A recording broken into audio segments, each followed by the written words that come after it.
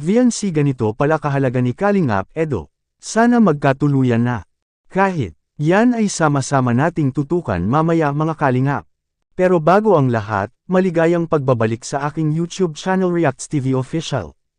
Kung nagustuhan niyo po ang ganitong klaseng reaction video, paki-like at subscribe naman po para lagi kayong updated sa susunod kong mga upload videos.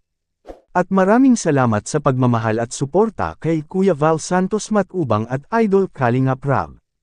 Paalala, panoorin at tapusin ang video na ito, para malaman mo kung ano ang nilalaman nito bago mag-comment, bago po natin pag-uusapan ang ating main topic. Baliktanaw muna tayo noong nag-outing po sila ni Idol Rab, Ate Jack, Kalingap Angels, at K-Boys.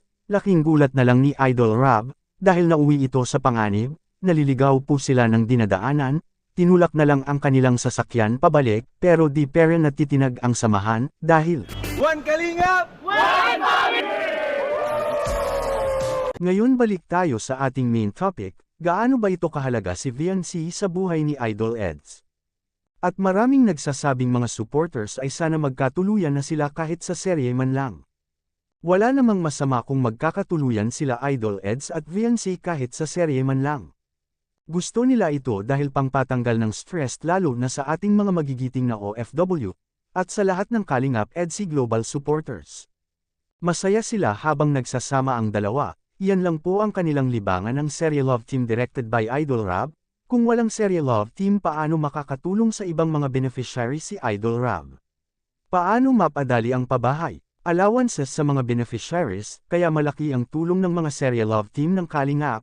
Balik tayo sa topic, makikita po natin kaunting video clip na ito, kung gaano kahalaga si VNC sa buhay ni Idol Ed sa seryeng ito.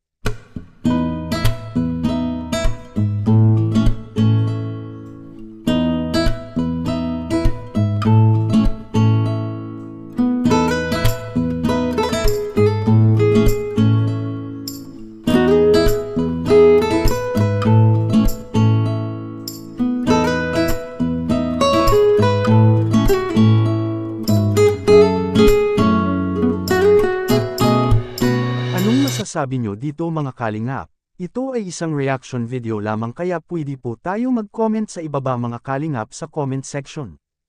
At lagi ko rin itong babalik-balikan na lagi po nating suportahan si Idol Kalingap Rab sa kanyang mga vlog, dahil dito kinukuha ang mga gastusin, tulad ng pabahay, mga allowances sa mga beneficiaries at mga sahod sa ating mga K-Boys. Hanggang dito lang po muna ang Kalingap Reacts TV official update ngayong araw mga Kalingap. Huwag kalimutang mag-like at subscribe at i-on ang notification bell for more updates. Maraming salamat po, mabuhay tayong lahat. God bless us all.